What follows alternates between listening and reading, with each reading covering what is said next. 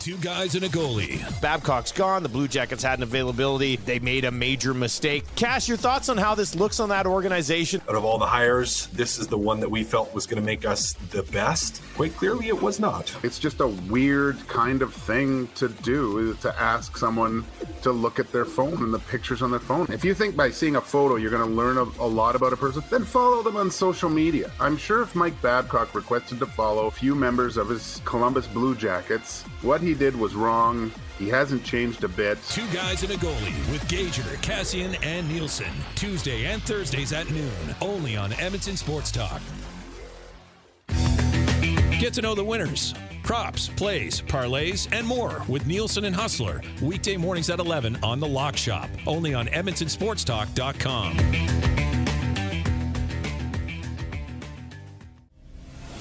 Tom Gazzola and Sean Bell take you on a hot lap around the NHL with Hello Hockey. Saturday mornings at 10, only on Edmonton Sports Talk.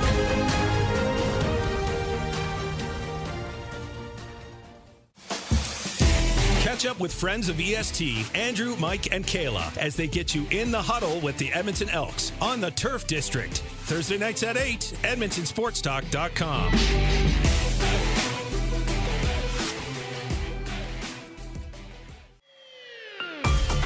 Friend of EST, Eric Thomas, takes you around the track all the way to the checkered flag on Raceline Radio. Tuesday nights at 8 and Saturday morning at 9. Only on EdmontonSportsTalk.com.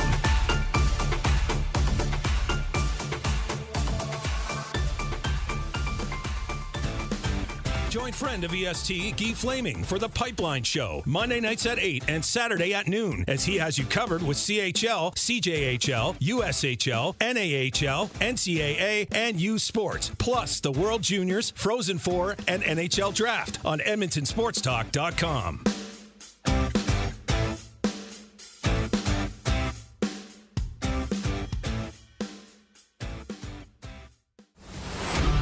Get all the latest news and takes on everything Oilers with Dustin Nielsen and Tom Gazzola on the Oil Stream. Live at noon, Monday, Wednesday, and Fridays. Only on EdmontonSportsTalk.com. Don't feel like working? Join the Hangout. You never know what you might hear. Weekday mornings 9 to 11 on EdmontonSportsTalk.com.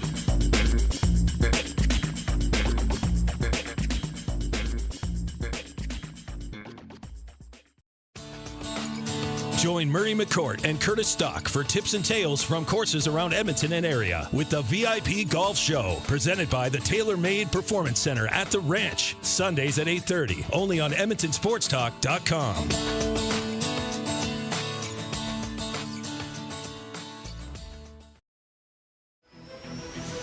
The Elks Call is the newest Edmonton Elks podcast located in Edmonton, discussing everything Elks. Join friends of EST, Scout and Catherine, Friday nights at 8 on EdmontonSportsTalk.com.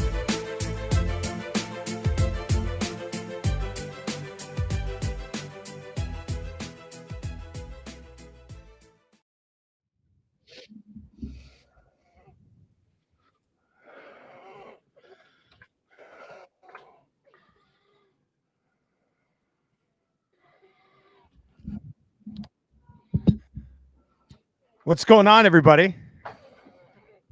Are we live? Huss, are we live? I think so. Can you hear me, Dusty? I can hear you. Can you hear me? I think you can. Lock Shop is underway. You can hear me, Huss? I can hear you great. How's Perfect. beautiful Regina? I'm in Vancouver. Or Vancouver, I mean. It's beautiful. Let's just say that. Lock Shop is off and running. Thank you very much for joining us today. And I see some YouTube chats already rolling in as well. Falling asleep to the Ryder Cup, waking up to the Ryder Cup. That's a nice night, Huss. Did you sleep at all? It is. I did. I and you know what? I would not have slept as much. And anyone that watched it last night or today will know exactly what I'm saying. Maybe the most painful television broadcast I have ever sat through with the amount of commercials. There were a lot. You're right. It was unbearable early on. Like, I hate to say it, but this is almost an event that you have to PVR or do something, let it start for an hour, Catch up. and then go in and just start doing catch up because like I got through, I don't know, the first 4 or 5 holes of the action, fell asleep, tried to set an alarm to get up in the middle of the night to check out the new matchups to get a couple bets on, but it had already teed off. You sick bastard. I love it. And then actually went out to Jets practice this morning. And with the beauty of technology, was able to just sort of follow it online. Now, I'm going to have to say this on Winnipeg Sports Talk, but many of you are looking, going, well, wait a second, Huss. So last night I was watching all the excitement of the first tee of the Ryder Cup. Yeah. And it got me thinking about being there at Hazeltine and at Whistling Straits. And I was going back, and we had got on to the tee for one of the days. And I just had a picture there, and I said, hey, there's nothing like the first tee at the Ryder Cup. Well, of course, I woke up to about 100 notifications of people going, that's so amazing you're there. And I'm like, oh, I'm not there. I was just saying, like, the first tee at the Ryder Cup is amazing. This was a shot from before. It was clearly Whistling Straits because everything is American. This is in Italy where everything is done up in Europe. But anyway, sorry for the confusion, everyone. I've still got 2 under my belt, but not a road one for Team USA. You got me. You got me I knew you weren't there, but for 1 second when I saw that, and it was late last night, I had a long day. I saw it, and I was just like, for 1 second, I thought, what the hell? And then I was like, oh, yeah, that's right. Okay, yeah, he's been there before. Just for a brief moment, you had me. How did he not tell me? How did he get there so damn quick? And when I sent it, I did not even think for a second that is the way it would have been taken. Obviously, that is on me. But anyways, absolute massacre so far for Team Europe. My goodness. And like the Victor Hovland at the end, Justin Rose. I mean, a bunch of USA full points that were halved at the end.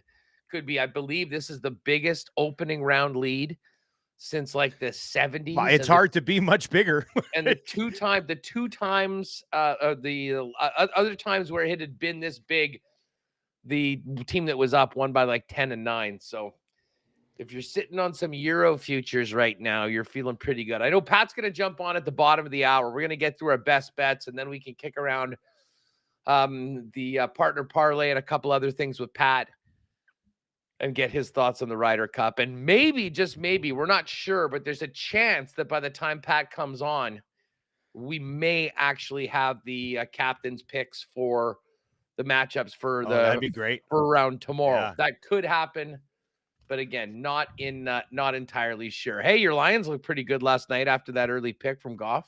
They did look pretty good last night. I will say, I think you saw my my tweet last night when I landed. And I go and I look, and I'm like, oh, yeah, Lions are rolling. And then I see your guys' text rolling. It's like I had a family member die. Like the Lock Shop text group was like, sorry, Dusty. I'm just sorry. I'm like, what the hell? There's no way Goff already ran for more than 3 yards in this football game. And sure enough, 11-yard scamper. So that was a major buzzkill. Came up one pass short on Laporta too. He had a really nice start to that game and kind of cooled off, but that dude is the real deal. I don't know what to make. I mean, to me, the bigger stories here, the Green Bay Packers. Like, the Packers did not look good in that game last night. The Detroit Lions, I got BC Lions on the mind because I've been prepping for this game tonight, but the Detroit Lions are going to run away with that division. I mean, unless the Vikings somehow turn it around, I think Green Bay's maybe a 500 team. They were extremely frustrating to watch last night. So if you had any of those guys in fantasy, for sure. I thoroughly enjoyed it. I did say yesterday in Lock Shop, I think my favorite bet was going to be a teaser. So I did tease it down quite a bit. I moved Detroit to +3 and over 38.5. It was an automatic. So that was nice last night. But yeah, it was very encouraging. And the fact that after the game, they showed Dan Campbell won 4 in a row against the Packers. What a legend this guy is. Yeah, he that's right. They have sort of owned Green Bay over the last little while. From a Lock Shop perspective, by far the craziest thing was Patty's primetime parlay, which needed it was the 4 field goals. The 4th field goal. It was a Hutchinson sack, and there was one other thing that happened quite early in the game. Oh, the Laporta catches. That's right. So Laporta was in, the sack was in, and Pat at halftime tweeted out, and I'm paraphrasing it, but I'm trying to quote it, not to be that guy, but we're one field goal away from the primetime parlay. And then, folks, if you could have been in on our text chat buddy, through the I was second just half, gonna read it. through the second half, when they brought Patterson out to kick that field goal, and then it was a penalty. They took the points off the board, went for it, and it seemed like Pat was like the real life gambling version of the Deshaun Jackson. Remember Deshaun, where he jumped before he got into the end zone and he put the ball down on the one? Yeah. That was what was about to happen, and then he got bailed out big time. So congrats, Patty. As he said, never in doubt. It was kind of in doubt, though. It was very much in doubt. But hey, plus 660, way to go. I was having dinner at the time here in Vancouver with there's three other people, but one of them is a fellow DGen like us. And I'm reading him the chat. He goes, "Oh, I love this stuff." Because like Patty comes in caps, "OMG, they took the field goal off the board." And then Huss rolls in, "Holy bleep." Pat follows it up with, "F you, Dan Campbell, you POS." And then Huss comes in with, "This is brutal." And then Patty goes, "How the F do you wait that long to throw the flag? Unbelievable." So it was just a full-blown meltdown. But then I explained to the Edster, my buddy, like exactly what was going on. I said, "We need this fourth field goal." And then we're sitting at Joey's here on Burrard Street. And when they got the fourth field goal, we cheered. Like, we're like, "Yeah!" Like the whole table is just, people are like, "What are these guys doing?" And then I said, "Sub to the lock shop, sub to the lock shop." Yeah. So, but it's just a wild ride of NFL betting, man. It's just, it's the rush. I mean, everybody watching this obviously knows what we're talking about. It was fun to follow along on that one last night. That was good. Yeah, I mean, I would have liked to a bit of a closer game, and I thought the Pack might actually make a bit of a game of it. They seem to be getting back into to push it in there, the second half. But to me, that game was over in the first half. I, as someone that was on Green Bay, I pretty much had given up all hope in the second quarter by the time. Just when one team is beating the shit out of the other team on the line of scrimmage, the way Detroit was doing, there's no way to come back from that. And they were getting manhandled. I think they had the next gen stats. Every single member of the Packers offensive line had allowed a quarterback pressure and this is just in the first 20 minutes of the game or so. We talked about Detroit's defensive line causing issues though last night, right? Like, so. Well, and they certainly kind of did. Certainly did that. Let's get to a couple of chats in the YouTube comments in the YouTube chat. VR Montenegro says Goff is wasted at quarterback with rushing stats like last night. RB1 material. Don't rub that in. Don't rub that in. I'm not a fan of that. And Pat Maroon's bib on the chat today says, "Welcome, Mr. Nielsen. The CFL has booked you into one of our finest economy rooms. Will you be staying with us for the evening, or would you like an hourly rate?" Is that what these curtains look like? I've got the window. I'm actually like on the 24th floor of the Wall Center. Like, it's a nice hotel, but I just didn't want like the glare from the back. So I guess it does kind of look like this isn't the castle that you stayed in Qatar, Huss, I guess, right now. You know, I was, and I know I said, "Hey, I guess you're in Regina." I know you're not in Regina because the internet's working so well from where you're at right now. But yeah, no, the internet's working good, which is good news for us. Hey, CFL partner parlay. The boys said that was going to be up. Have we seen the number on that just yet? Let's double check on this. I don't see it yet, but it should be up quite soon. I know that. We watch for that then today in the exclusive section. And you'll have to get that in before kickoff tonight. Move quick on it. You have we've got the Bombers and the Riders in that one tonight. But it's NFL. Pat's going to jump on at the bottom of the hour. We can get into some partner parlays, but I think it's time to get into some picks for the week. One thing, let me just say this, and I don't know whether I'm going to. I had been planning on taking Cleveland.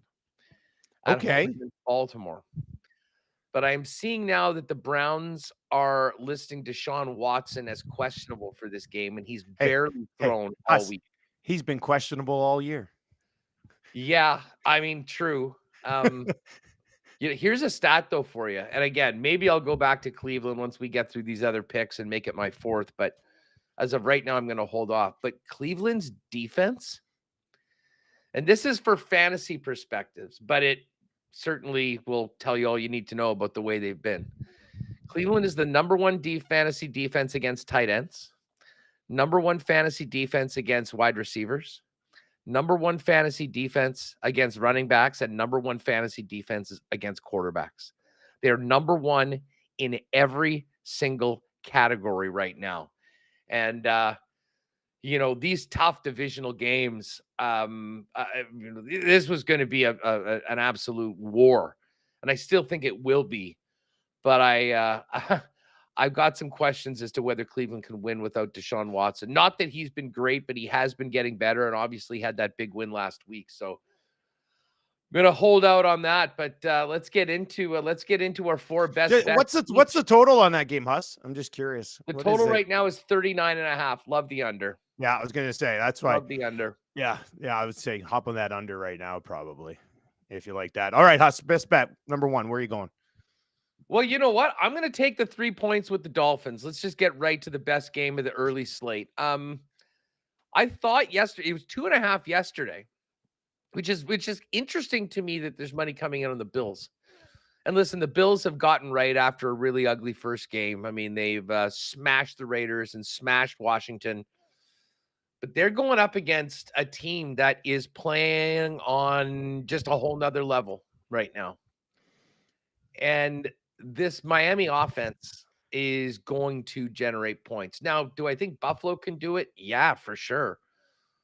But with what we've seen from Miami, I don't think that they should be getting this many points against almost anybody right now, even though it's on the road. If this game was in late November in Buffalo, maybe I'd have a little bit more time for where things are right now with this, with the line. But I'll tell you what, minus 112, getting a full 3 points for the Miami Dolphins. I can't stay away from this. Miami's going to be the pick right now until further notice, because they have just been that awesome this year. And while I've got a lot of time for the Buffalo Bills, to me, this is going to be a close game. And Buffalo is going to need to be putting up major points to keep up with the Miami Dolphins right now. Give me Miami +3. I think we're getting a great number on this one. And frankly, I think the time right now is to do it because, as I said, it's been 2.5 before.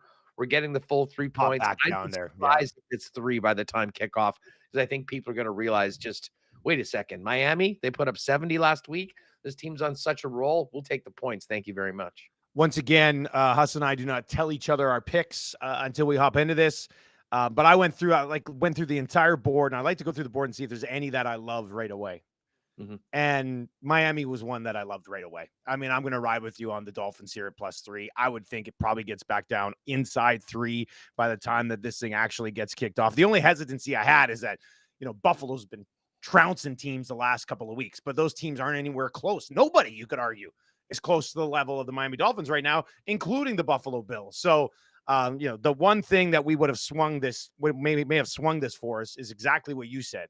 If this was a mid to late November game or early December game in Buffalo, even if Miami had been playing that good at that time, then maybe you would consider things a little bit differently. But at this time of year, with the way that they're rolling offensively right now, I don't know how you can't get on a team as good as Miami when you're getting points. So I'm going to ride with you. That'll be pick number 1 as well. Miami +3.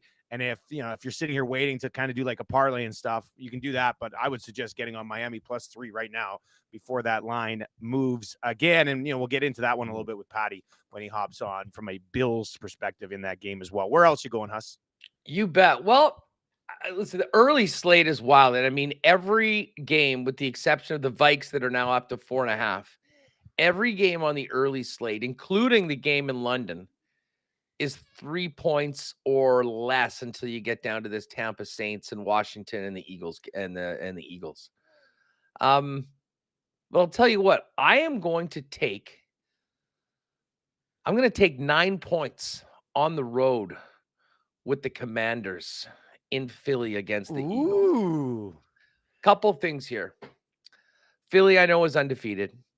But they've just sort of been, like, put it this way, if we want to rank the undefeated teams right now, I put San Francisco and Miami well ahead of Philly, just based on what they've done so far this year. Not But necessarily. I kind of look at Philly and go, wow, they're 3-0, and I don't even think they played well yet. Right? Which is why you're going to justify this Commanders pick, right? They'll probably win this game, but will they win it in impressive fashion? Well, and here's the other thing. If you recall last year when the Eagles went, what was it, 11-0, 12-0? I mean, they were just rolling. Who was the team that ended that streak? It was the Washington Commanders. I think the front four of Washington is going to be able to at least make things a little more interesting in the backfield for Jalen Hurts and that running game that has been so dominant so far this year. It's one of these divisional games that I think on paper doesn't look close, but often ends up closer. I was looking for one nice underdog to take. I think we've got the history between these teams. I think we've got the divisional matchup. I think we've got the Eagles playing on a short week. I think we've got the Commanders that I think people are really low on because of how badly they got whooped by the Buffalo Bills. I think they show themselves in a much better light. Early game against Philly. To me, this is going to be a closer game than a lot of people expect. So I'm actually going to take the road underdogs, Washington +9 at -111 for pick number 2. I am going to go to one of the bigger lines of the week as well. When I got this down this morning, it was sitting at 8.5, but I'm going to take that swift bump for Travis Kelce and the Kansas City Chiefs going up against the New York Jets. And this is, look, I know the Jets defense, they can make plays. I get it. Kansas City's defense is absolutely incredible as well. And on the other side of the ball, you got Patrick Mahomes as opposed to whatever the hell's going on at quarterback for the New York Jets. So, I know there's been times when you're like, oh, Kansas City finds a way to win games. They don't always cover. Is it a hard place to go play right now against the Jets? I don't think so, because your defense should be able to absolutely manhandle anything that the Jets can do offensively. I mean, unless the Jets can establish some sort of attack on the ground, really don't like their chances to even have a sniff in this ball game. So it has been confirmed, right? Swift is in the house. She's going to be there. I mean, the Chiefs haven't put out a press release or anything, but on all my new favorite sites, Pop World and People and all those things, they apparently say she's coming. And by the way, maybe we can get Pat. Maybe we can get this from Pat. I had a conversation at the bar last night where we were watching the game about this. So, and again, I'll try not to get too into Swift Kelce talk right now, as difficult as it is. I love the fact that all you want to do is always come back around to this. I love it. It's the best. Listen, it's really, it's become a bit of a problem. But I was looking at the usual television numbers for Sunday Night Football, and I think it's around 20 million. 20 million is more or less, that number. I'd love to get an over-under number from CoolBet on what the viewing, the U.S. viewing audience will be for this Jets-Chiefs game with Taylor Swift. Like, I'm predicting at least a 5 million. I wouldn't be surprised if it went up to 30, to be honest. And maybe I'm exaggerating. Well, didn't their last game go like 24.5 or something? It was nuts. And I mean, and keep in mind, there was no run-up. It just happened. It was in the middle of Sunday afternoon. Yeah. This is Sunday night. Everybody's going to be home. The Swifties have been all in on this all week, like, finding out more about Andy Reid's offensive philosophies. And so anyways, I think they're going to smash the Sunday night viewership record. So anyways, we'll see. We'll see about that. That being said, thank God Taylor's going to be there, because it'll take maybe a lot of people's minds off the fact that they're actually voluntarily watching another primetime game featuring Zach Wilson. Jets -8.5. Let's get on that one. I don't see the Jets scoring more than like 10 to 13 points in this football game. And I would expect the Kansas City Chiefs to be able to do much better than that. Huss, where are you going with pick number 3? Oh, by the way, I see you, Chaz, saying 8.5. Yeah, I guess. I mean, you can go either way on this one. That Commanders line? The Commanders, yeah. If you want 8.5, it's -105. If you want the 9, it's -111. I mean, it's just going back and forth. You can take your pick on that one. I'll take the -111. Not a big difference from -105 and get that extra half point. So, yeah, lock me in on Commanders +9. You know what? I'm going to take some points with this next one too and take Tampa. I know Tampa did not look great against Philly, and they were a little bit outclassed. But I don't think they're being outclassed against the New Orleans Saints with the backup quarterback in. Now, Alvin Kamara will be back, so that is a nice boost for the Saints. But I'm still higher on Baker and that Bucs offense. Certainly to be, I mean, listen, if this game was 2.5, I'd probably stay away from it, even 3. But like we've talked about, close teams in division, so often these games come down to a field goal. If you're going to put in a situation where we're getting the extra half point, which we are right now, it's plus 3.5 at minus 112 for the Tampa Bay Bucs. We'll do exactly that. I could absolutely see Tampa Bay winning this game, to be perfectly honest. How New Orleans bounces back from collapsing in the second half against Green Bay and losing Derek Carr is going to be very interesting. And I think this is a perfect matchup for Tampa to get back into kind of where their tier is right now. And that's just the mid. It's a mid division, the mid teams of the entire NFL. So give me plus 3.5 for Tampa. Wouldn't be surprised if they won this game, but I do like it to be close and love getting the 3.5. The good news here is that the partner parlay is going to come together very nicely because I am on the Bucs plus 3.5 as well. I know you just asked the question, Huss. Like, it'd be very interesting to see how the Saints bounce back, considering the way they collapsed and lost Carr. I think the answer to that is they won't bounce back. I'm surprised that we're getting the extra half point here. I thought it would probably settle in, like you said, maybe 3 to 2, 2.5 situation. So if you can get the Bucs right now at 3.5, and it's a week, you mentioned that early slate, like there's a lot of really close football games. This is one where I just think the line should be different. I mean, I don't think the Bucs should be a 3.5 point dog in this game. So yeah, man, if we both go the next way on our fourth pick, I'm going to be pretty shocked because I don't know if we've ever gone 3 or 4 here, but I'm on the Bucs plus 3.5. Besides that Miami pick, it was actually my second best play of the week. So Tampa plus 3.5. I'll ride with Huss on this one. And then I've got two options here for my fourth game. You mentioned Cleveland possibly as a fourth game. Where are you going to go, man? Interesting. Cleveland. The Cleveland line just went to -2. And it was -1. So it was -1, and we're worried about Deshaun. Did they just confirm that Watson's? That's the only thing that would make sense, I would think. They tell me that he's going to play.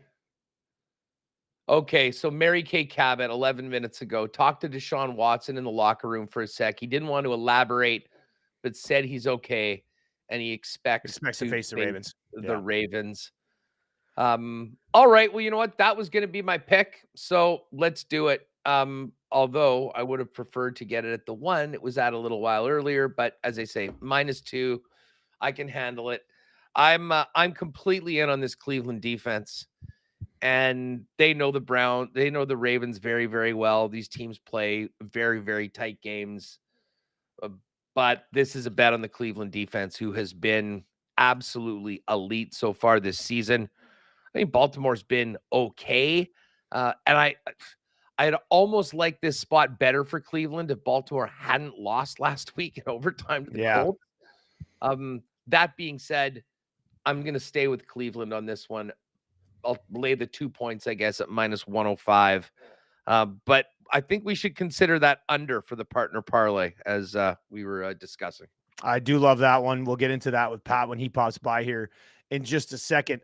There's 2 other games that and we usually try to hit on as many of these games as we possibly can. So I don't think I'm going to get on this one, Huss, but I want your thoughts on that Texans-Steelers game. I just about picked the Steelers. Yeah. And to be honest, I think I will bet it. Like, I was looking at the 3, and it's Steelers at just about even money at -102. It's -116 on the 2.5. I think that's probably where I will look. And you know what? In fact, if we're going to do a ride with Huss, I can tell you right now, I like to usually put a game or 2 that's not in my best bets in that. I will go from there. Listen, CJ Stroud's been really good so far this year. And I mean, for rookie quarterback, I think he's had a great start. But again, I think he's moving up a weight class. And for the same reason why I like Cleveland to beat Baltimore based on that defense. The Pittsburgh defense, anybody with TJ Watt in IDP fantasy leagues, I think you're going to get some points this week because CJ Stroud's the degree of difficulty is going to be cranked up for him from a quarterback perspective against this Pittsburgh defense. And again, Kenny Pickett, I don't think has to be phenomenal or spectacular to win this game. I think take care of the football, don't turn it over. This defense is going to give you enough opportunities. So I do like Pittsburgh to win that game as a short favorite. I'm going to get on Cincinnati. I'm going to go Cincinnati here -2.5 on the road. If you look at Tennessee, I mean, they just got pumped by the Browns. Offensively, they don't have much going on. Their only win of the year was when the Chargers chargered. I mean, that was about it. And they snuck one. They ended up coming up short against a Saints team that I don't necessarily really love so far this season. So, I look at it from a Cincinnati perspective, and I know they didn't look brilliant by any stretch of the imagination, but they found a way to get it done last week against the Rams. I'm wondering if here in week 4, is this the week that their offense sort of starts to hit stride a little bit? And if it does, I'm just not sure that the Titans are going to be able to hang with them. So I'll take the Bengals. Like if you would have looked at this game at the beginning of the year, Cincinnati, I mean, they would have been a heavier favorite with what's on paper. Obviously, they've not come out of the gate super hot, but I think this could be a possible get-right spot for the Cincinnati Bengals offense. So I'm going to get on Cincy here -2.5. So I'll have Cincy -2.5, Bucks +3.5, Chiefs and Kelsey and Swift -8.5, and then Miami +3 for my 4 best bets of the week. Chiefs and Kelsey and Swift. That's basically the way we have to. And then did you not hear Swift and Mahomes' wife did shots together at Kelsey's party? I think Taylor likes to party. Like now that I think she was knocking back a few vodka crans in the suite, and then good for her. Yeah, I mean, listen, she's welcome at the Lock Shop Shakers anytime. Anytime. We'll get vodka crans and stuff. We're at Confusion Corner in Winnipeg twice a year, and you can pop by. That'd be good. That'd be awesome. God, I love that. All right, let's bring in Pat Gregoire. He's going to join us. We're going to put together the little partner parlay here as well. Patty, we got to talk some golf though, man. Did you sleep at all last night? I went for a short nap, I guess you could say, from after the Thursday nighter, which took me a while to get to calm the nerves after the bet came back from the grave. Had a little nap, set the alarm for 1:30, came down to the couch, watched the absolute massacre that was day one. And then there was about maybe 30, 40 minutes in between, had another little cat nap, woke up. That was one commercial break. Yeah, exactly, man. What is going on with these commercials? Like, and like, I hate being that guy complaining about golf coverage or coverage in general, but it got to a point where it was almost unwatchable. If it wasn't for the YouTube stream that you could watch the featured group, yet they probably picked the worst group out of all the groups. But regardless, it's the Ryder Cup. It got better as it went on. But seeing Europe just absolutely dismantle Team USA in day one. Ooh.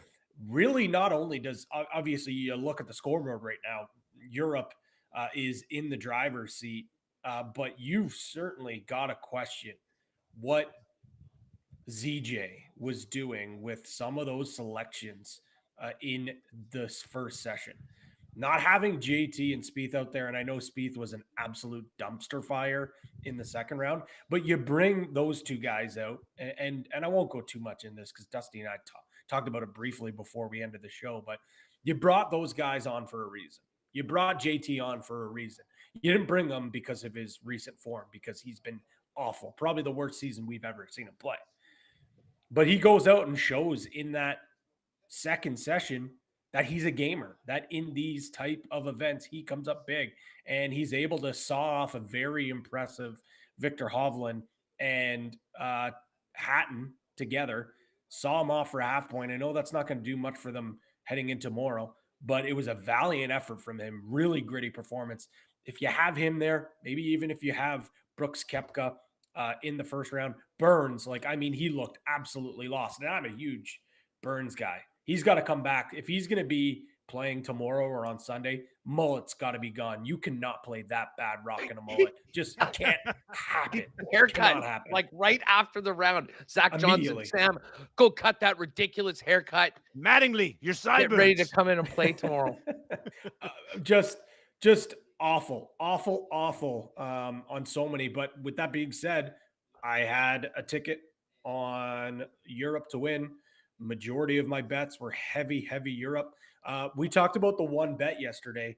My favorite, well, one of my favorite bets was Rom and Koepka, combined plus 2 points. Well, Rom got it right there. So that's already there. So the fact that, that was even an option is a no-brainer for me. So I honestly, and then Koepka gets half a point there. So I'm really feeling really good about my bets. The one thing that pissed me off is that we saw Aberg take a rest. So that might take a hit on my wild card pick and top rookie pick. No. And then also that parlay. But how do you separate those two guys from what we saw Hovland and it's Aberg? just because you know what they sense. wanted to get. It's the old thing. They want to get everybody in the first round and get because it's very difficult to have a guy come in late. He's been sitting around. That certainly was the strategy. And let's face it, when you win 4-0 in the first stage, you got plenty of opportunities to do that. Vic is looking great right now. And again, to be the top point scorer, I mean, I'm on Vic, but I mean, to me, I think this is going to come down to, I guess Rory is 2 for 2, right? So Rory would be in the lead. Yeah. Rory, right now. Yeah. So how can you not love Vic though? I just have to say, like, how can you not love that dude? And he was so awesome. Like, I'm legitimately falling in love with Vic Hovland. Like, it's just, he's amazing. I mean, guys, like, not to toot my own horn, but I'm about to toot my own horn. I think one of the maybe it was going into the Tour Championship. I said to you guys, listen, everyone always talks about the big three.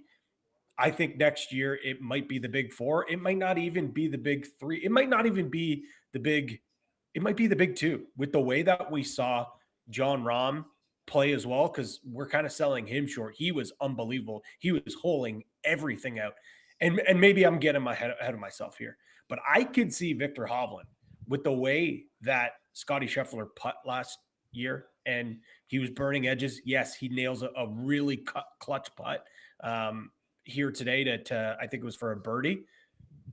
I think Victor Hovland could be world number 1 at some point next year. I really do. Yeah. That's I don't even think that would surprise us. Yeah. Let's get a number on that. Yeah, that's right. Will he be number 1 at some point next year? Would you guys have any faith in, like, which Americans would you have faith in right now? Like in the Ryder Cup? Yeah. If you're sitting here trying to figure out how you're going to build a comeback, who would you actually have faith in? The guys at the top of the list, Schauffele got massacred today. Yeah. Scotty Scheffler. I can't take pumped up Scheffler seriously.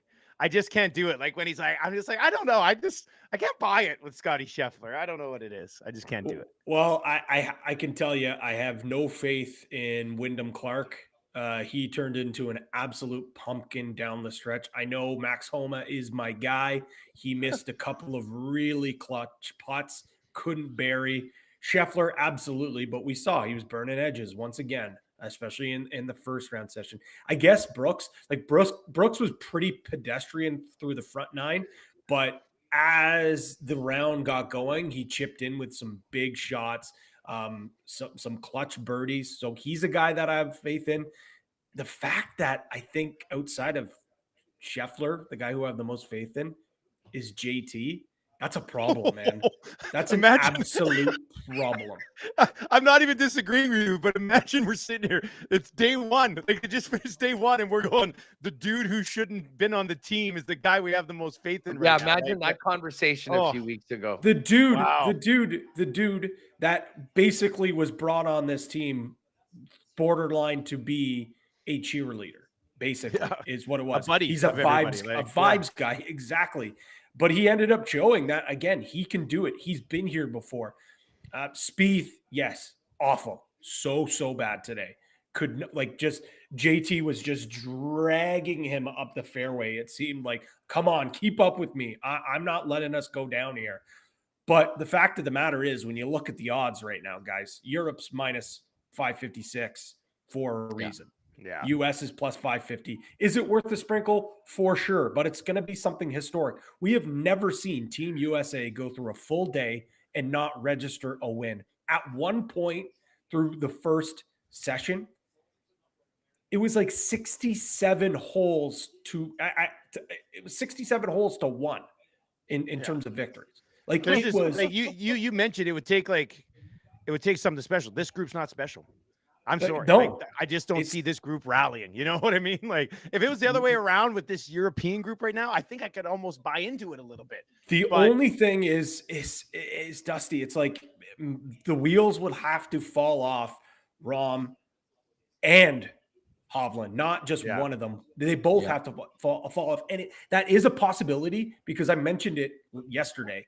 They're going to have to run those guys into the ground because of the lack of depth. But then you look at the two guys that were basically thrown in today just because they needed to, with Rose and the big lefty Scott, Bobby Mack. They ended up coming away with a half point because they grinded, they figured things out. And let's be honest, Homa and Wyndham did kind of piss down their leg down the stretch, but they got it done. They did what they did.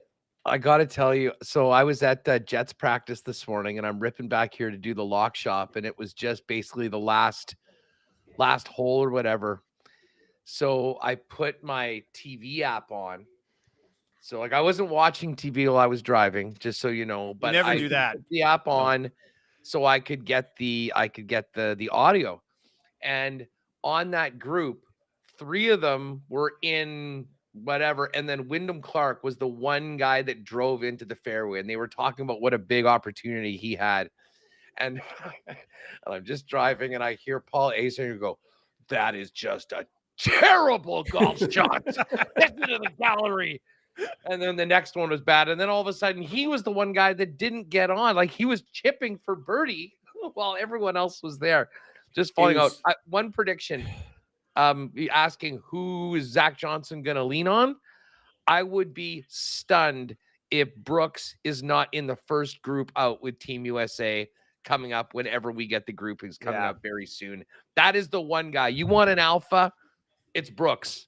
So see what he can do. But I'm stunned at where it is right now. I mean, there's always some juice with the home team right out of the gate, but that was even more lopsided than what we saw at Whistling Straits last year. I was there for that or whatever 2 years ago, and that seemed like it was almost out of reach after the first round. It's feeling the exact same right now, and hopefully we will have some drama for the singles matches on Sunday.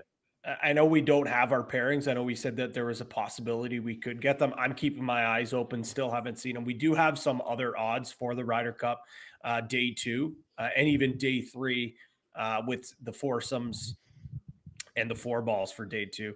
Mind you, I wouldn't advise ever like just betting any of those going in blind. Maybe the day because you've seen enough body of work, but the way that Europe played in the foursomes today, like they're minus 116, USA's minus 105 on the draw no bet. I'd have no problem to any way you slice it with the groupings. That Luke Donald's going to roll out there for Europe at minus 116. I would blindly bet that. And go put 100%. This thing away.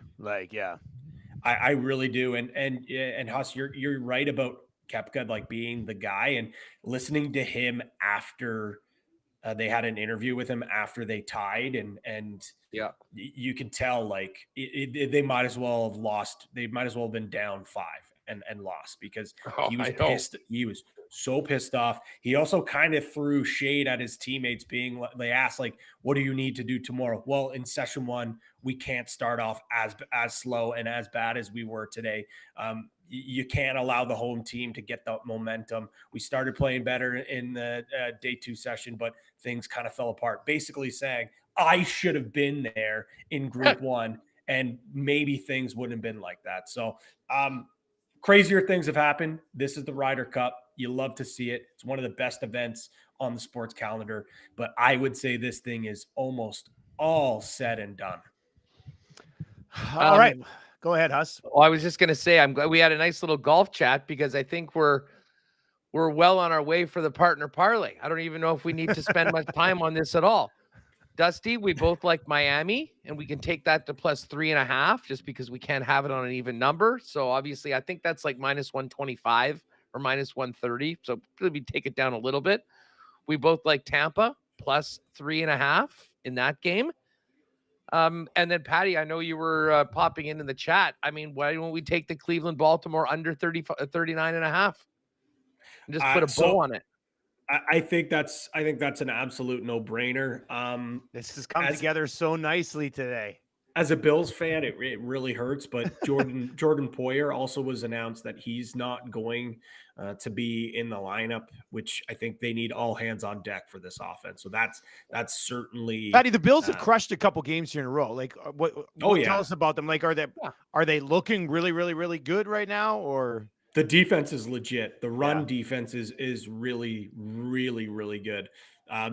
They're up there in a lot of the metrics for yards against. I think they're second behind only Cleveland, who are putting up like monstrous numbers. The defense is what's really surprising. The offense is going to figure things out. They have looked better. Gabe Davis has been like what we saw at the start of last year with Gabe Davis, not the playoff disappear Gabe Davis. Yeah. So I think they have enough to run with Miami if they're at full strength. The fact that they don't have Poyer really scares me. And these division games always come down to the wire. So even if the Bills win by a field goal, if you guys are taking it down to 2.5, I think that's a fine bet. So here we are. We've got well, yeah, that's exactly right. I mean, the Bills could win by a field goal, and with this, we're going to get it to Miami plus 3.5, and we've got a big. So yeah, if you want to just bet these single, I'll give you the numbers right now if you want to get on them. Miami plus 3.5 is minus 125. The Bucks plus 3.5 is minus 112, and the under in the Baltimore Cleveland game under 39.5 is minus 110. If you put it into the system, it's plus 550. Yeah. So we'll get an even better. We'll get an even better number on that. And my best bet, it's legit. Looking at my notes right now, that Ravens Brown under is my favorite bet. The Browns have the best defense. You were talking about fantasy. You look through all their numbers. They're only allowing 163.7 yards against per game. That's insane. 52 rushing yards against, which is the second. Only the Eagles have given up less. And 111.7 passing yards per game, first in the league. And they're averaging 10.7 points per game. Obviously a couple of low scoring games in that have brought that down. But when you look, the Ravens, they're no slouches defensively either. 8th against in rushing yards against, 11th in passing yards against, 11th in total yards against. And then they're in the top 10 for best points against at 18.3. So I think that's a no-brainer. I really like that. The Bucks was on my card as well. Chiefs was on my card. So a lot of the picks that you guys liked, I liked as well. One thing I will throw out there for another bet in that Chiefs game, Jets under 16.5 points against. I really like that. It doesn't have to be in our parlay, but I think that is a bet to hit. They're last in yards per game. Last in points per game. Their team total set at 16.5. 16.5. Well, they're only averaging 14 points per game. Yeah, I know. They are miserable. Right, and Huss can wax poetically about the Chiefs. We talk about Taylor Swift and Kelsey and the offense and the razzle dazzle. Their defense is legit this year, man. This is the best defense Mahomes has ever had. Period. Period. And it's not even close. And it's not even close. 4th in points against in the league and 7th in total yards against. This defense is a problem. And when you go up against a sorry offense in the Jets, I don't see how they're putting up any points here. I can't believe the number is sitting at that right now, to be honest with you. It's crazy, but we're going to hammer that. They stink. There's going to be a lot of action on this game one way or the other because of you know who. Just before I run here, Just wait. Sorry, go ahead. Then I'll let you know something. Just keep an eye on the exclusive tab come Sunday night. The Yes. fellas are having fun with some of these exclusive names. Well, did you? I'll I leave it mean, at I don't that. know. Did you hear me at the start? Like, I'd love to get I'd love to be able to bet on the TV audience for that game. Like the Sunday Night Football, I was kind of going in and like, just from what I was able to see on the internet, I mean, you're seeing a lot of numbers right in and around 19.9 million, 20 million. Like, let's get a number on what the Swift bump is going to be and an over-under number on like whatever they put out. You guys will know what the official broadcast number is. But I'm telling you right now, this game, if it is known that Taylor Swift is going to be there and she is there on Sunday night, it's going to be like an extra 5 million people. I can guarantee you that. But what I was going to say is, because I do got to run. So we're in on the partner parlay. We'll get a number on that. Patty or Jake, if you guys want to mark this down, I got to ride with Huss, a little adjusted parlay for you on some games we didn't touch. I mentioned that I was going to put the Steelers in my parlay, so I'm going to take Pittsburgh -2.5. I'm going to tease the the Commanders, Washington Commanders. I've taken them at +9, but for the parlay, I'm going to take them to +10.5. And these numbers, just so you know, 10.5. If you want to bet that straight on the Commanders, that's -133. The Steelers at -2.5 is -116. And I'm going to get an extra point on the Patriots to +7.5, which is -125.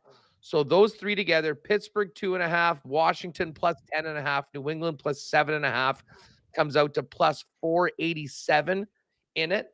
So hopefully that'll start with a 5 or so, and that'll be a little ride with Huss. But I love the partner parlays. Patty kind of set the start to the week with the nearly self-mushing himself, but it didn't happen.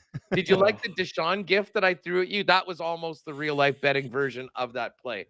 But yeah, I hated it. I hated it, but I loved it. Hey, you loved it once it was done. Well, I felt bad because I had that thing locked and loaded ever since you tweeted it out. And I'm like, I don't want to tweet this right now because that is going to basically confirm 100% that no field goals happen. So I waited. And then when I tweeted, if you recall, that was when the kick went through. Okay, we got it. And then we didn't. And I'm like going, oh my God, this is all conspiring for one of the worst beats in a long time. Luckily, it didn't happen. Yeah. But there's the ride with Huss. We got the partner parlay done. Dusty, have a great call tonight. Tuning in after we rock IG Field tonight and see what the Bombers I'll be watching that one too. That should be pretty good, buddy. You have a good show today. And we got Fantasy Football 5 coming up here at EdmontonSportsTalk.com. So that'll wrap the Lock Shop for today. A Ride with Dust will be posted a little bit later on, and I will have the Lock Shop play of the day on the Cool Bet socials a little bit later on as well. Boys, we will we'll check in with you on Monday. Lots to break down. Let's get it, Patty. See you in the group chat for some Ryder Cup tonight. Let's keep the vibes going. See you guys later. See you, boys. All right, that's going to take us to the Fantasy Football 5 because the stream never stops at EdmontonSportsTalk.com. If you have any fantasy football questions, 780-218-9999, 780-218-9999. I've got kind of like some sleepy starts of the week that I like, so we will get into that. But if you're watching on the YouTube chat as well, if you do have any fantasy football questions, make sure you hammer those out here right now, and I will try to get to those. And as always, the Fantasy Football 5 is brought to you by great partners right over there at the that's, I guess, the Fantasy Football 5 logo. It's brought to you by Century Casino, Fort Road, and the Sports Bar and Lounge. Lieutenant Eric was there last night. Nice little crowd. They're qualifying people for a trip they're going to give away to see the Browns and the Rams. That'll be happening on December 3rd. So you can join him there. You can join our entire crew next week. I think we're gonna have a nice little party shaping up next Thursday night. Excuse me. If you're gonna watch the Bears and Commanders, you might as well do it with us so we can mock them all together. There you go. Meet the team. Edmonton Sports Talk, October 5th. Nice work, Maddie. Maddie's back handling things in the EST studios. Our entire crew will be there. YouTube Trev, Tommy Gazzola, Lieutenant Eric, Matty Iwanek, myself, rumored appearances of HR Daddy, and a bunch of other people. We're actually be doing a draw to give away a spot, a guest appearance, a one-time guest appearance on the Hang Up. So come on in, get your name in our little clear EST draw box that we have, and one of your names will be pulled, and you'll get to come in and join Matty and Tommy if he ever shows up on that the Hangout in one of the weeks, probably beyond the beginning of Oilers season sometime in October. So make sure you join us at the Century Casino Sports Bar and Lounge on Fort Road for next week. I got a couple of sleepy starts that, I think in a lot of leagues, you're probably already starting these guys. But once again, if you do have any questions, 780-218-9999 or in the YouTube chat as well. The first one would be Zach Moss, running back, 30 carries last week. 30 carries last week. This week, he goes up against the Rams, who give up 4.5 yards per carry. If it's not the worst number in the league, it's got to be close to the worst number in the league. So I like the opportunity here in a game where I would assume the Colts probably try to control things on the ground. This could end up working out extremely well. So coming off a 30 carry week, going up against a team that can't stop a nosebleed, let alone the run game. I like Moss as a guy that you might not have automatically been starting, but you should automatically be starting as one of our sleepy starts of the week. How about this one? I can't believe I'm going back to my guy. He's been the old start of the week on the old fantasy football extravaganza a number of times. If you followed along with that over the last few years, you'll know who I'm talking about. Scary Terry McLaurin. Why not? Jahan Dotson was supposed to be the guy, right? Jahan Dotson was the sexy pick in drafts this year. Jahan Dotson is in like the middle of an early season sophomore slump. So I'm going to actually get on Terry McLaurin as a must start this week. Last year against the Eagles, 2 games, he ended up having 240 yards. And the Eagles, look, we talked about the Eagles a little bit on the Lock Shop earlier today. The Eagles they're 3-0. They haven't lost, but I don't think even Eagles fans would say, they're playing great football right now. Their secondary hasn't been excellent so far this year, and they give up the 8th most passing yards in the league. Now, they should be able to score on the other side of things, which would force the Commanders to throw the ball a little bit here. So I think this game script could set up nicely for Terry McLaurin. Now, with that being said, let me give you a list of guys that I'm not going to start him over. Actually, I might end up changing it now that I've kind of convinced myself on Terry McLaurin. But I've got Terry McLaurin in a league where I didn't keep him. I thought about keeping him, didn't keep him, ended up redrafting him anyway. And that's in our Rusty Truck League that we always talk about. I've got Terry McLaurin on the bench. I got a really nice group of receivers here. I got CeeDee Lamb, Amari Cooper, Jordan Addison, McLaurin, and Ayuk. I'll probably end up starting McLaurin ahead of Addison in my flex spot. So, yeah, must start Terry McLaurin, make that happen. And then Jacoby Myers as well. This guy is going up against a team that is also horrible against the pass, and he's got a 35% target share, and he's in for 80% of the snaps. So everybody in the world's all over Devontae Adams. I get it. Of course. Why wouldn't you be? Look at the defenses. That's what they're going to do as well. But meanwhile, over here, Jacoby Myers, in the 2 games that he's played in, 18 PPR points on average. So Zach Moss, Terry McLaurin, Jacoby Myers, if you have those guys, start those guys this week. Kind of some sleepy starts that could end up helping you win your week as well. Courtesy of Fantasy Football 5, brought to you by our great partners at Century Casino on Fort Road. Join us next Thursday night, October 5th. The whole crew is going to be there, kind of like almost like a soft launch of Edmonton Sports Talk. Should be a pretty good time. So swing on by. You can get that brisket that Lieutenant Eric's been talking about. I can't wait to try that. He posted some photos of it last night. Looks great at Sports Bar and Lounge at Century Casino on Fort Road. Fantasy Football 5 in the books. Make sure you sub to the podcast. We have the oil stream coming up. I'm here in Vancouver. I believe Tommy Gazzola will either be at the rink or at his home studio, but we'll get you ready for the Oilers game. We got the lineups and everything, so we'll dive into that. And any of your questions on the Oilers, be ready. We're going to transition you over. We're going to redirect you into the oil stream. Let me see here. David Montgomery. I'm happy when I traded for him. Gave up Stevenson and Godwin. Wow. You actually gave up quite a bit. But Montgomery, I loved it. Brought him back in, started last night in my big boy league, my biggest entry fee, 30 points. Chris Morris says, which one are you putting on the trade market? Judy, McLaurin, Atwell, or Dobbs? I need some running back help. Oh, boy. Probably Tutu Atwell, but I don't know how much you're going to get for him. I think that's probably something that would work for you as well. So thank you very much for the questions. Oil Stream is coming up. Don't go anywhere. It's game day. We'll dive into that with myself and Tommy Gazzola right here on EdmontonSportsTalk.com. The Lock Shop. We've been doing this